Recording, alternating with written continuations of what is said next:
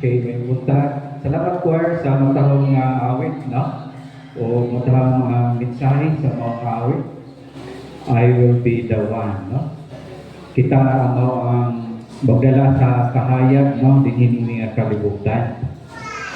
So, alam sa atong mensahe, mga igsoon, continuation sa atong series of study sa Book of James. James chapter 2 kita karon, magsugod kita sa verse 7, paingon sa verse 13, no? So 7 up to verse 13. Nag-ahisgo kita sa topic, ang isgutan din sa sugod sa verse 1, nga mo itong giwali sa last Sunday, no? 1 up to verse versikulo 6. Nag-isgo kita about sa pagkinabuhi. Ingon ni James, magkinabuhi kita without favoritism or without partiality. So, karon nga mensahe, part 2 ni siya, kay continuation man ni nga topic, no? About sa pagtudlo sa pulong sa Ginoo, kung saan magkinabuhi, no? Ingon nga Kristohanon, unsa man ang pagkinabuhi, ingon nga dunay kaalam, ingon nga dunay Kristo diha sa iyang kinabuhi. Ug ang mensahe is magkinabuhi nga walay favoritism, no? So, atong basahon ang Word of God 7 to 13. Nadin ha no kung gapin na nato diha sa atong slide daron pag-usap tagbasa. So atong basahon, no? All together. So go to 7, ready, start. Don't they blaspheme the honorable name by which you are called? However, if you fulfill the royal law according to the scripture, you shall love your neighbor as yourself, you do well. But if you show partiality, you commit sin, being convicted by the law as transgressors. For whoever keeps the whole law and yet stumbles in one point, he has become guilty of all. For he who said, "Do not commit adultery," also said, "Do not commit murder." Now if you do not commit adultery, but murder, you have become a transgressor of the law. So speak and so do, as men who are to be judged by a law of liberty. For judgment is without mercy to him who has shown no mercy. Mercy triumphs over judgment. No, Ginoo magapanalangin siyang pulong sa atong pagpadayon mag-aako sa ta. Ginoo, sa magatunaw sa kami nining bahin sa imong kasulatan sa mga pulong nimo. Salamat Lord nining mga pulong. Nagatuo gayud kami ng imong pulong buhi, gamhanan o kini Ginoo mo ang nagagiya sa matag adlaw sa among kinabuhi ni Dios. Nagaampo kami nga sa among pagtuon karon, imo kami giyahan pinaagi sa tabang sa imong Espiritu Santo aron nga ang mga mensahe nga niya dinhi among masabtan ug labaw sa tanan mao ang mo giya sa mga adlaw nga pagkinabuhi. In Jesus' name we pray. Amen. Now, favoritism. What is the meaning of favoritism? Now, akong gisulat dinhi ang meaning. Ingon dinhi, favoritism is the practice, no, of giving unfair preferential treatment to one person or group at the expense of others. No? So natay preferential treatment sa tao or group. No? Kunya mo dinhi at the expense of others. Padayon, ingon dinhi, it occurs when someone in a position of authority, no, such as parents, teachers, managers, or leader. No? Basta nakakagihaptan-haptan na authority. makes decisions based on a personal liking or social connection rather than an objective merit, need, or fairness. Now, next on kining favoritism, no, as mentioned din sa Bible, katong pagkatunan, sala no ka practice, dili ni siya daw angay sa mga Kristohanon, no? Dili siya makiangayon mga igsoon. So, ang iya nga characteristics nini kini tulo. Kini gitawag subjectivity. Unsa man ni? Decisions are driven by liking someone. Mo na siya. Giganahan ka sa usa, so mo na imong gibasihan nga desisyon. O kining sunod, kining exclusion sa mani. While one person benefits, others are inherently sidelined or disadvantaged. No? Mo na problem ng igsoon sa favoritism, hindi maayo. Okay? Kay, yes na naka-benepisyo, pero ang uban napadaplin. No? Ang uban na disadvantage sila. Mao na mga igsoon ang gitawag nga exclusion because of favoritism. Okay, ini katulong nga characteristics of favoritism, kini gitawag nga bias. It is often a subconscious or conscious. In other words, ang atong pagkabayas na usahay tinuyuan, na ako'y wa na itong ituyo. Kini atong pagka-favoritism usahay tinuyuan, usahay dili tinuyuan, wala ta kabantay, no? Ingon dinhi, where the favorite is given more opportunities, leniency, or resources, no? So mo din mga igsoon ang mga characteristics nga na nag-play ang favoritism.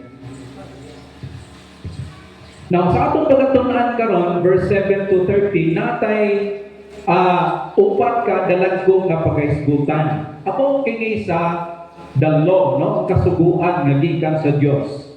Gitawag ka na siya nga ato nang magian niya, no? The royal law.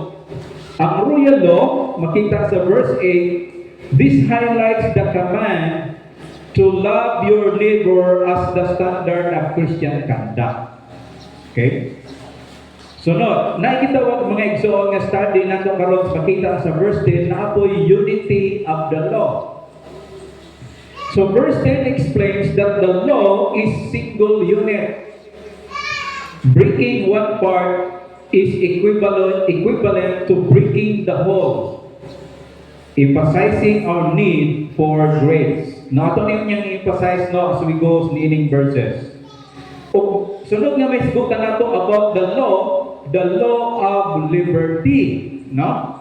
This refers to the gospel, a law that doesn't just demand obedience, but provides the freedom and power to live rightly. So, morning ating emphasis niya sa atong mensahe nga gusto sa Dios nga atong i-practice kining the law of liberty, unya ang ingon dinhi ikaw pa kining mercy. The passage nga atong paghisgutan concludes with a powerful reminder that how we treat others, no, with or without mercy influences how we will be judged. So mo na mga igsoon ang atong pag-aagian karon nga mga dagko nga mga punto. Now review sa takadiyot sa chapter 1 sa James chapter 1 nagahisgot kita about wisdom, no? Nakay trials in life, you need wisdom. Every one of us naginahanglan kita kaalam nga gikan sa Dios. So unsa man ni? Wisdom is not presented as mere intellectual data. No? Hindi lang din ang nadaghang kang nabalaan. May mong ka nga nanakay wisdom dili. Ingon diri, Wisdom is a moral and practical necessity for navigating life's trials. No? Kinahanglan ka niya na nata niya ng wisdom. Kay adunay problema nga ato ma-encounter as we live each day, di ba? So kinahanglan nato how to properly navigate trials in our lives. Kumbaga kung sa dagat pa na ay panahon nga moagi ang sakayan o subasko, moagi og dakong balod, kinahanglan ang pag-navigate diha must be properly ang pag-navigate. Otherwise, makulog ang bangka. Mauna sa itong kinabuhi mga igsoon. That is why we need wisdom. Kaya naman, wisdom help us to navigate properly life in times of trials. So ito din yung wisdom, it is the ability to see one's circumstances from a divine perspective and act accordingly. Kaalam dahil mga igsoon din itaw hanon. Ang atong ipangita ng kaalam, ang kaalam nga iya sa Diyos. No? Ang iya sa Ginoo aron nga maoy atong masunod, atong ma-execute mga igsoon. Ug mao ni atong giingon nga to properly navigate trials. Ato i-execute ang wisdom nga iya sa Dios. No? Now let's go now sa passage. Pagsugod natin sa verse 7. Ingon dinhi, don't they blaspheme the honorable name by which you are called. Ang context din mga igsoon, sugod sa verse 1 up to verse 6, ang panagtibong ba sa brethren sa church na naghatag og example, no? Hypothetical example si James. Kung naaday tao nga adunahan, mo simba. Unya, gihatagan og maayo nga pagtagad sa mga kaigsuonan. Maayo na, okay man. Pero nagpadayon ang story ingon, apan ning abot usab og simba kining pobre. Unya giingnan siya sa mga kaigsuonan. Diha lang kalingkod ha sa salog. Dito lang ka sa kilid ha. So mo ni ang gi-argue din ni James. So imo ni James, wala na mao nga practice na anay favoritism, no? So karon regarding sa mga dato, imo ni James, don't they blaspheme the honorable name by which you are called? No? So imo nani, the believers were showing favoritism to the very class of people o mga wealthy, no, or rich people who were actively oppressing them. Kay ang argument nga gipakita ni James mo na itong giwalin last Sunday, kinsa man ang nagapanglupig sa mga pobre. Di ba ang mga naa sa mga itaas ang mga adorahan, no? Kinsa man ang nagapangngagaw og mga property. Kayutangan, di ba sila na ang adonahan. So ang gingon din ni James mga igsoon, kini nga mga tao, no, mao ang natagan o pagtagan sa church people, pero na sideline ang mga believer nga mga pobre, napadaplin sila. So walang magpatas ba, no? So mao ni ang problem. So karon padayon kita. Ingon diha, kini daw na-mention din ang the honorable name. Okay? Ang mga believer kita, we are bearer of the honorable name. Kinsa man ding honorable. This imply mga igsoon nga kining word nga honorable meaning something beautiful, excellent, high moral standing. Kini nga honorable name kinsa ni? Mao ni si Jesus Christ. Now think about it. Tanan daw ka believer regardless of economic status, meaning pobre ka dato, the same bearer of the name of Jesus Christ. And this name is honorable. Excellent, no? Beautiful, no? Kung sa badong pa ni ba, nakabado kag branded nga bado mahalon. Oh. Nakapatikot ka mo niya na yung mga tao galing siyempre kitsa may di ganano, nakabado kag mahalon. Paglakaw nimo, murag gusto nimo makita sa mga tao sa paligid nga, oy, branded ni akong bado, no? Dili ni basta-basta. Ang ipakita din ni James mga igsoon nga ang mga believer, no? We are bearer of this honorable name. Ano siya? We are bearer the name of Jesus Christ. So James is reminding his readers that they bear the brand of Christ. Sa ato mga igsoon, nagdadala ka sa ngalan ni Kristo everywhere we go. No? And remember, that name is honorable. Ayaw mo ang makanang nangalan, mahimo lang tamak-tamakan, no? Sa mga tao. Now, karon, let's continue. Ang atong makuha din ng application mo ni, we believer know our identity in Christ is the most valuable, noble asset. Ang atong identity, ang pagkakailala nato ba? Believer, Kristohano. Makita nato din nga verse. Uy, dili ka basta-basta because you are bringing the name of Christ. So, application ni sa practical aspect mo ni. If we are called by the name of Christ, our social interaction should reflect the values of His kingdom. Unsa ba na? Mercy, love, di ba? Rather the hierarchies of the world. Makita na to ang values nga iya sa Ginoo in comparison sa values nga iya sa kalibutan. Ingon ni James mga igsoon, ang Kristohanon kinahanglan ipakita ang values sa kaluoy, sa gugma kay mao na ang iya sa Dios. No? So mo na kung magisto tag favoritism, iya man sa kalibutan nga standard practice. So ingon ni dinhi ayo na, no. Now dili kita sa verse 8. However, if you fulfill the royal law according to the scripture, you shall love your neighbor as yourself, you do well. So sa man dili ipakita ang igsoon. Okay. Dimension din ang kitawag royal law. Ang sukuan, royal. Okay? Meaning, this is King's law. It is the law issued by Jesus, the Kings. Mao na. O kining na law, dili lang King's law, but sovereign.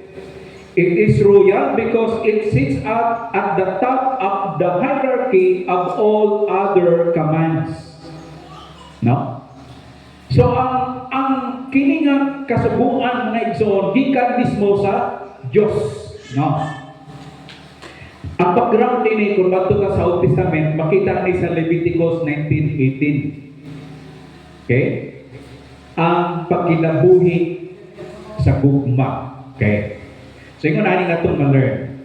By calling it the royal law, James echoes Jesus' teaching that loving God and loving your neighbor are the two greatest commandments upon which all the law and the prophets hang. Makita sa Matthew 22:40. Love God and love your neighbor. Muna siya ang law mga igsoon.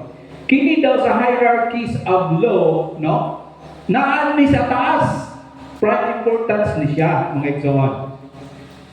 Now karon, ingon pagsugod sa verse, however, no na ang word nga however. Okay? Ingon niya ni ang paraphrase ni nga verse. If you claim you are being nice to the rich man, because you are just loving your neighbor, then fine. Do it. Mao na siya. Pero ano yung problem? But make sure you are loving the poor man with the same royal standard. Kita na ito ang fairness, patas, di ba? Ingon din ni James mga igsoon, okay man, maayo man nga imong tatlo kung na nagasimba, kung will to do siya nga nagasimba, tatlo, welcome. Diin na diha karon ang malain. Ingon din ni James, kung moabot niya ang pobre, unya dili na lahi na ang standard ang imong i-apply. Kung ingon adto ka kainit pag welcome niya ang pag-abot tayo sa pobre, dili na dahil ka mainiton. Diha mga igsoon nagka-referensya. Kaya ang gusto sa Ginoo ingon ani, true love is universal, not selective. Kung sa'yo makalimutan ani, no? Ngabi na ito, katulang atong higugmaon, katulang ganahan ta. Nakalimut kita ng standard, the royal law na gingon, we are to love everyone, mga igsoon. So, di ba, ikaw din ni James, kung nagkinabuhin ka sa gugma, you love, ingon diha, you do well. Maayo yun na. No? No. Compliment, no? Kanang may ngunoy, maayo na. Compliment. Pero, kung ako tanong daw ni siya, this carries a warning. Ano ni siya dala warning mga igsoon? Kaya mo na ni, it implies that doing well requires the complete fulfillment of the law. So, unsa may itong ma-learn? Yung una niyo, if your love excludes certain groups, like the poor, it ceases to be the royal law and becomes mere social networking. No? Kung nga ito dagbog ba mga igsoon, wakay lapot ha? Oy, dili na pwede, dili na gumagisgutan sa Bible. No? So that's why mga igsoon, mahinungdanon nga makita yun sa mga Kristohanon ang royal law. Ang royal law na gayon, love God, love your neighbor, love all. No, muna siya. Now, sa verse 9, muna nag-expose ni James ang failure sa mga believers. Ingon niya, verse 9, but if you show partiality, very clear, favoritism, partiality, you commit sin. So being convicted by the law as transgressor. Kung ang mga katauhan sa Diyos daw, if we play favorite, ingon ni James, you are a transgressor of the law. Kung nakasala ka anak sa Diyos, ingon din mga igsoon. Now, kung nakahinutong ka mo, gihatag na itong meaning no, meaning word nga partiality. Ang meaning niya, to receive the face. Literal na siya. Ang kahulugan ni Mone, it describes the act of looking at someone's outward appearance, their clothing, their wealth, social rank, and making a moral judgment based solely on that, mga igsoon. Mao nang itawag to receive the face. Moral gibasihanan nato ba sa treatment sa tao sa external nga atong nakita nila. No, nindot o bado, maayo tanawon. Ingon din mga igsoon, kani siya kapamaagi, partiality niya. Dili daw maayo. Ang implication ingon ani, in James' view, partiality is not a minor social oversight. It is a fundamental rejection of the way God sees people. So kung natin partiality, nahimutan na judge, no? Kung yan sa pulong sa Ginoo, kung nahimutan na judge, we become a transgressor of the law. kay kini siya ma-practice in contrary to the values nga gitudlo sa Dios. That's why yung sa verse, sa iyo ko, you commit sin. No, you are transgressor, you commit sin. No? Now, kini daw nga word mga igsoon, you commit sin, this is a present tense ang kini siya mga igsoon. Meaning, a continual practice. So, unsa man ni? So, James isn't saying they made a one-time mistake. He is saying that a lifestyle of favoritism is an active working of sin. Kung sa ato daw lifestyle mga igsoon, nata niya na favoritism, then adlaw-adlaw ka, nakasala mo na yung dili. No. Now, you are a transgressor, sa ni James, di ba? Kung sa manang transgressor, sa ikaw lugar. A transgressor is someone who has intentionally stepped over a clear marked boundary. No? Munang transgressor. Nabay linya di ba, yung lapas ka, you are transgressor. O mo rin ipakita din ni James mga igsoon. Kung kita daw ng mga Kristohanon, musunod ta, i-practice nato ang practice sa kalibutan nga na favoritism, ingon ni James, nakasala ta. We are transgressors, no? Now, karon, ato i-compare ning duha ka verse 8 of 9. Di ba ingon sa verse 8, the royal law, ang paghigugma, characterized by love, no? So, ingon ni James, you do well. Pag-abot sa verse 9, uy, may partiality, ingon ni James, characteristics ni ining part na kay partiality, na kay selection. Unsa ingon ni James, you commit sin. No? So karon, so James is stripping away the excuse that partiality is just the way the world works.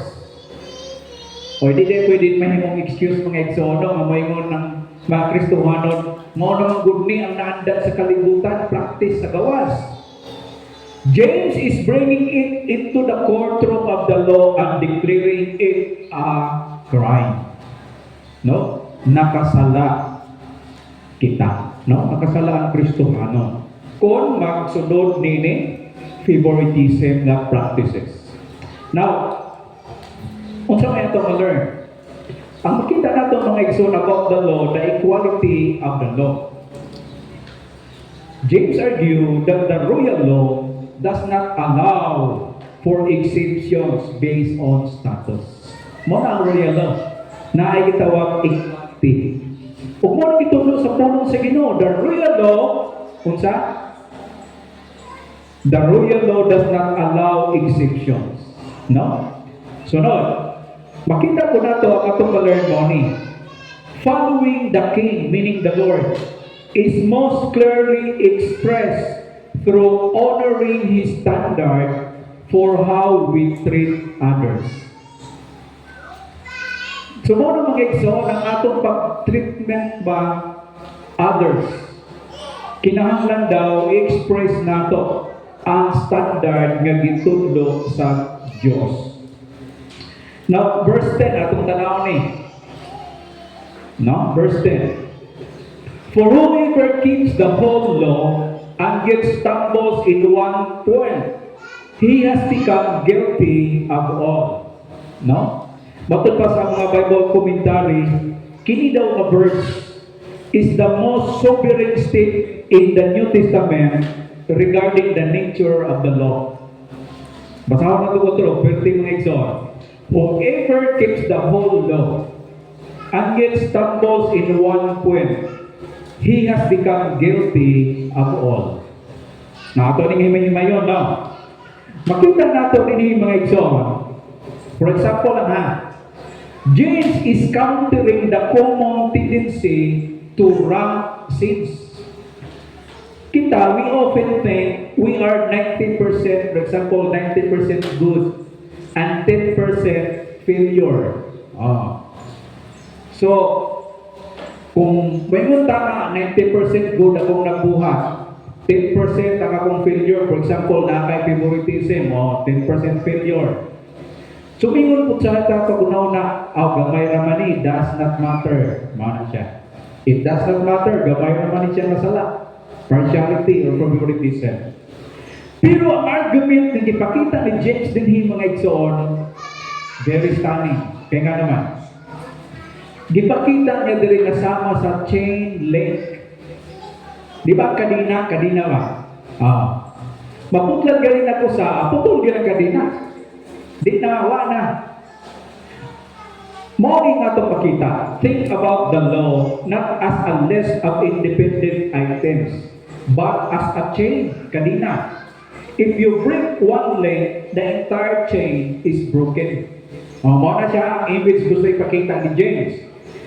Kung ingon din if you break one point, usalan nga imong ma-break, ingon din So sa itong ma-learn, James uses the singular one to emphasize that even a single quote-unquote minor deviation, kung saan minor deviation, favoritism nga itong isgutan, no? Sa verse 1 to 9.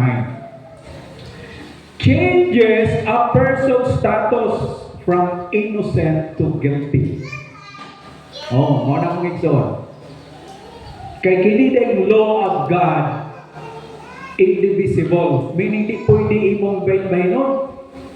Kinahanglan you are to obey it completely, no? Kaya imong nga din kung mag-break mo bisan ang minor, ang gamay lang ha. Imong din dili na ka na innocent, you are already guilty.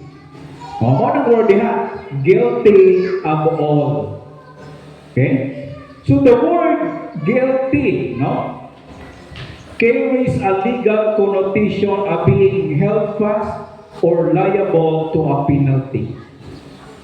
Kung sa ganitong misgutan, favoritism. Imo sa Bible, bisag sa ato daw kahuna-huna, gamay ra na. Pero kung tanawin dahil na sa kinatibukan sa law of God, imo diri, you are liable. No? Hukmananan ka. Kalisod mga izo, no? So James isn't saying that being partial to a man is the same as committing murder in terms of its social consequences. Kaya itong nauna-una, lahit mong yun. Murder. Ang usa diri favoritism. Mas bukat ang murder, di ba?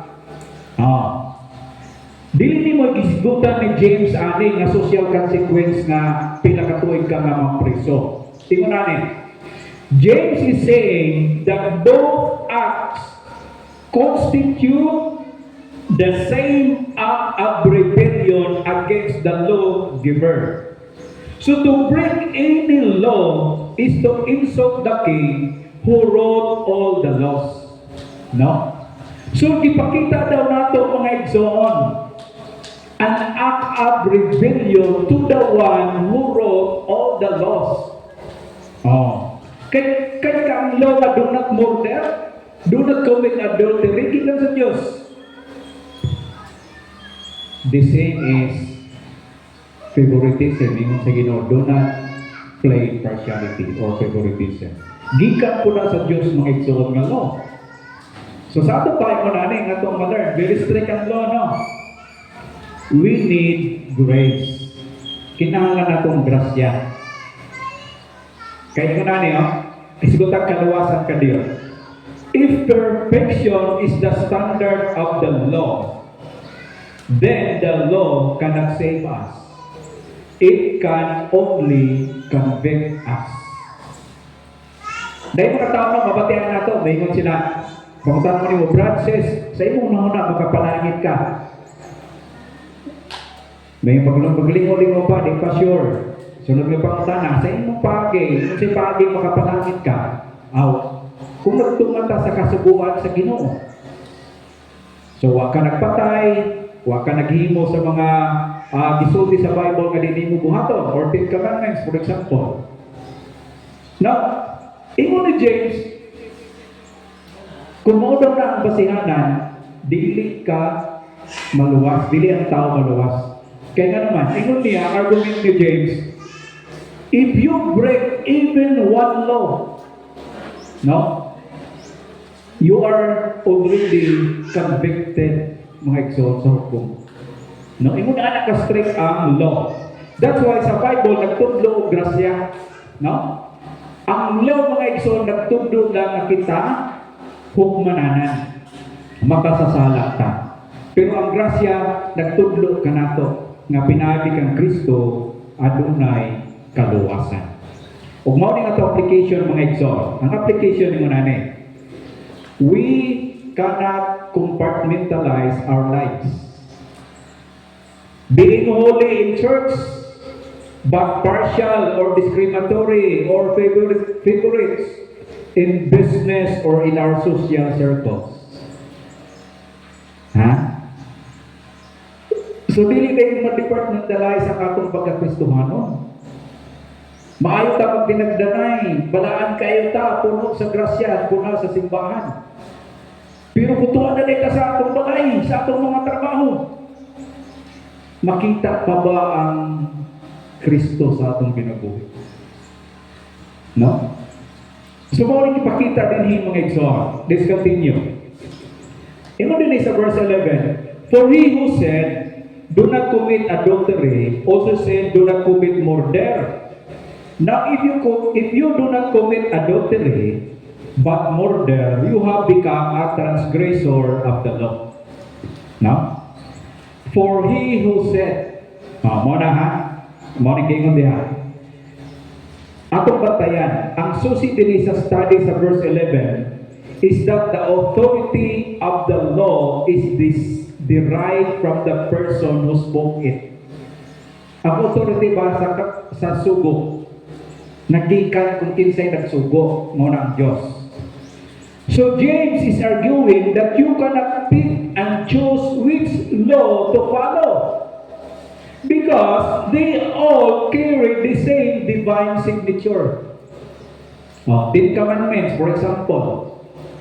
Tanan na, di ka naman sa Diyos, di ka pwede nga ka na rin dinirang siyang imo. Kung idas, mo na siya. Ang law, mga igsoon, di ka naman sa Diyos. So, sa itong ka-learn. To honor the do not commit adultery, di ba? Yung sa law. The do not commit adultery command while ignoring the do not commit murder command, or in other words, in the context of this chapter, the command to love your neighbor without partiality is to disregard the authority of God Himself. So, dili pwede nung ang tao mag-cherry picking lang sa law o para to iya. Ingon din ni James, you are to completely obey the law. Now, ingon ani ang comparison yung ipakita mga igsoon. Most of James readers would never dream of committing adultery or murder. Bisan kita naman, daily magdanggo kung una ni anak. Kaya kapalutan na crime na, di ba? However, ito na ni, they were comfortably practicing partiality. Practicing comfortably partiality. You know, mga igsoon, ang atong diskutan, no? Ingon sa Ginoo, ayaw lagi mo niya na partiality. Pero kung atong obserbaran mga igsoon sa mga churches, no exception na, bisan sa ato, ato, apel na to. Di ba morning problem sa mga churches?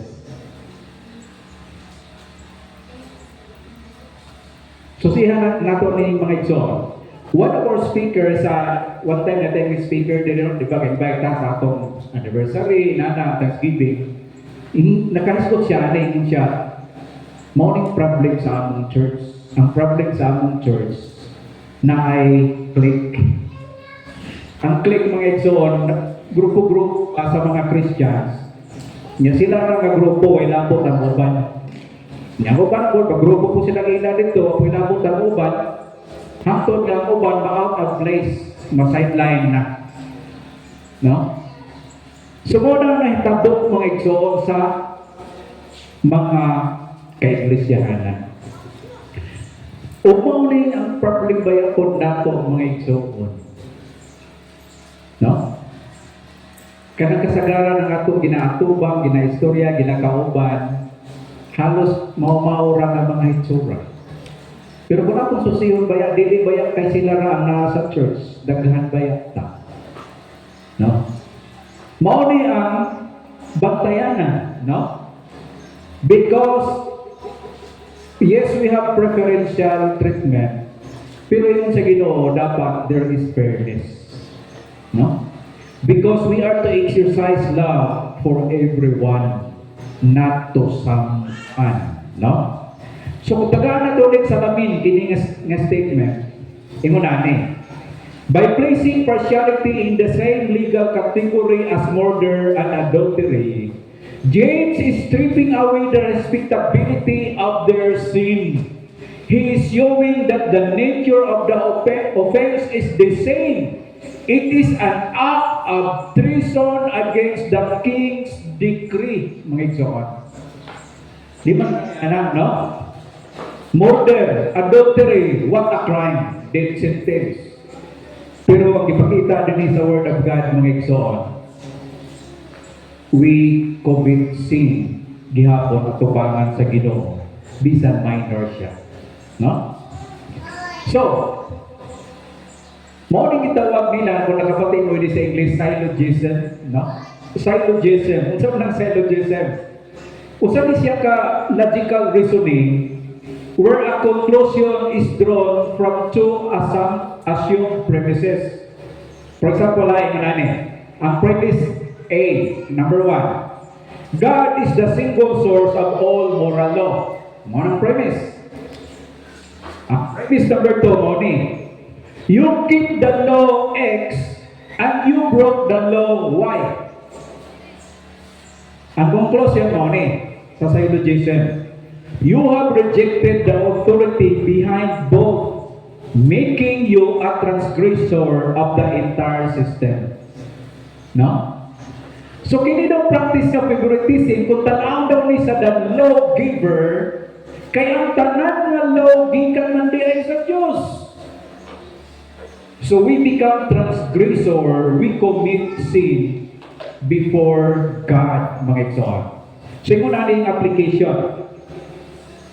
Kini gitawag the small sin fallacy. Unsa man ni?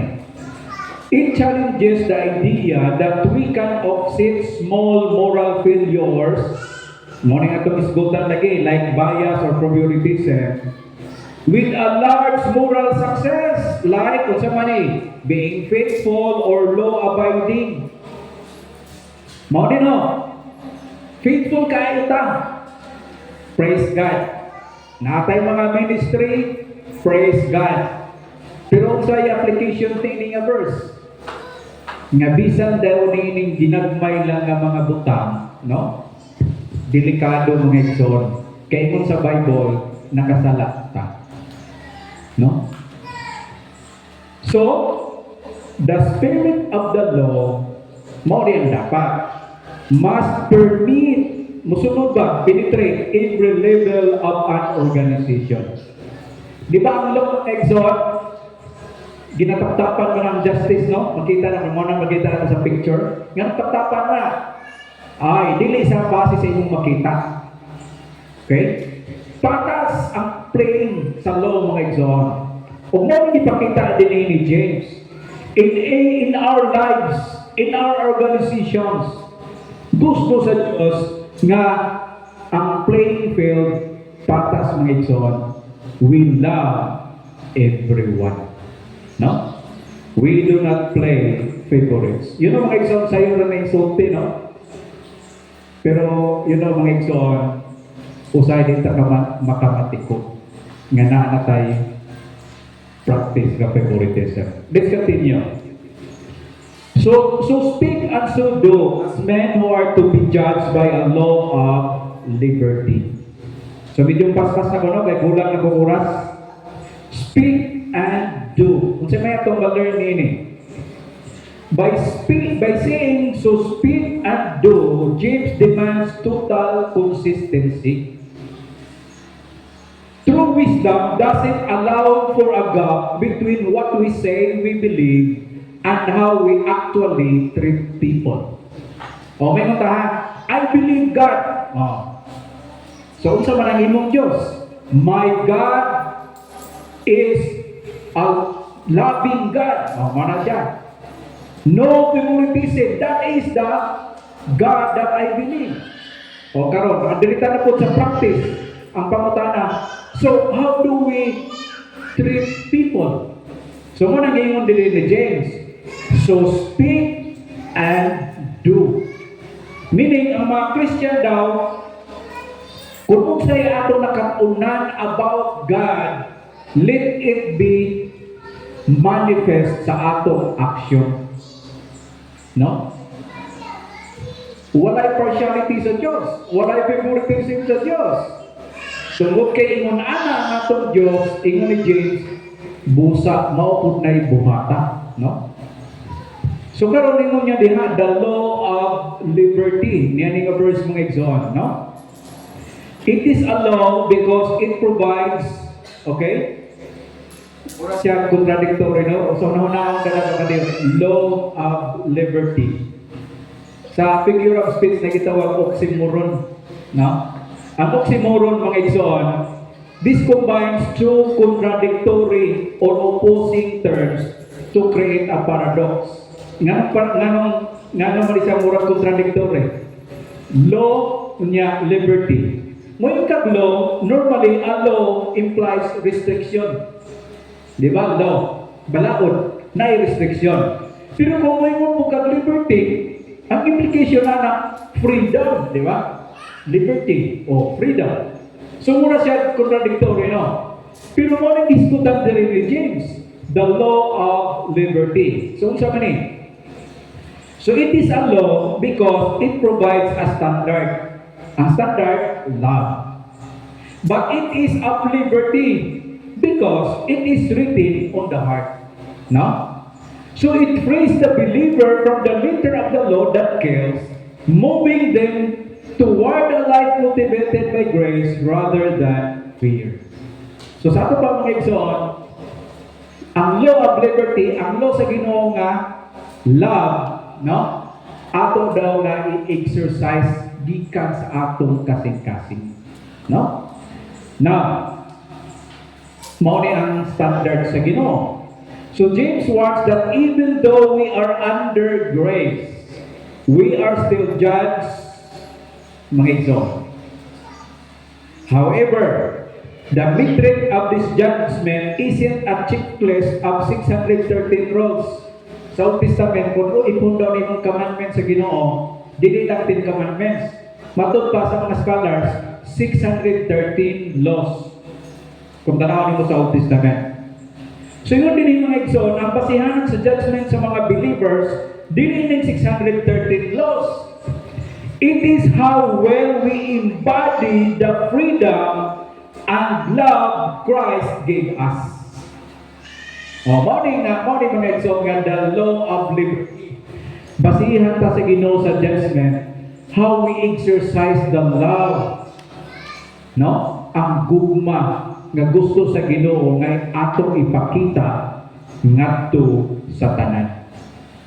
Ug ingon niya dinhi mga igsoon, as men who, no? Kita daw nga mga iya ba sa Ginoo?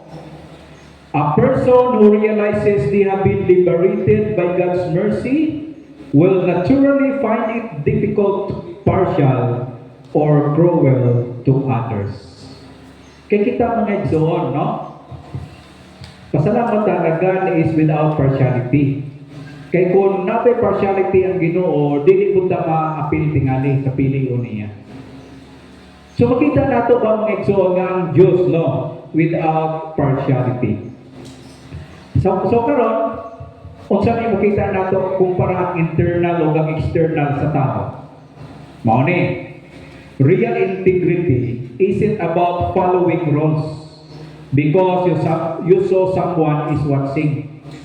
Dili daw na kailangan nga you are man of integrity. Nagtrabaho ka, nagagibuhan, kaya may nakakita mo.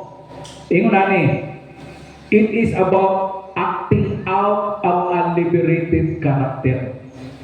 Nga sa ato pa, nagbuhat ka, nagpakita ka, gugma sa imong kinabuhi because sa gugma nga gibutang sa Ginoo gikan sa sulod sa imong kasing-kasing.